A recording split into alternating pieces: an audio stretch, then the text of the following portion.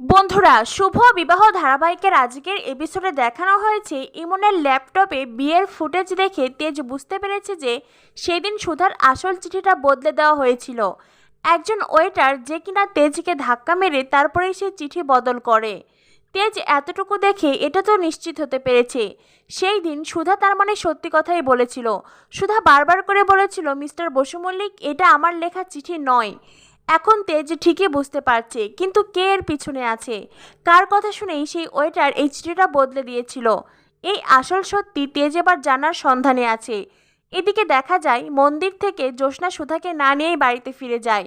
আর বাড়িতে ফিরেই ঠাম্মিকে জানায় সুধা আবারও মিথ্যে কথা বলেছে। সুধা মন্দির থেকে অন্য কোথাও চলে গেছে, তাও না বলে। যা শুনে ঠাম্মি ভীষণ রেগে গেছেন। এত কিছু হওয়ার পরেও নাতবউ এমনটা করার সাহস পায় কি করে। এদিকে দেখা যায় সুধা মন্দিরের সামনেই আছে। সুধা বারবার জ্যোৎস্নাকে খুঁজতে থাকে। তখন একজন মহিলা সুধাকে জানায় তিনি তো একটা গাড়িতে চলে গেছেন। এই কথা শোনার পরেই সুধা বলে, সর্বনাশ, এবার তাড়াতাড়ি বাড়িতে ফিরতে হবে। সুধা বারবার করে ট্যাক্সি ডাকতে থাকে কিন্তু কোনো ট্যাক্সি অপেক্ষা করে না। তখনই সেখানে তেজের গাড়ি আসে আর সুধা তেজের গাড়ির সামনে পড়ে যায়। তখনই তেজ গাড়ি থেকে নেমে এসে সুধার হাত ধরতে চায়। সুধা বলে, এ কি, আপনি কে, আপনি আমার হাত ধরছেন কেন? তেজ মনে মনে ভাবতে থাকে, তার মানে উনি আমাকে চিনতে পারেননি।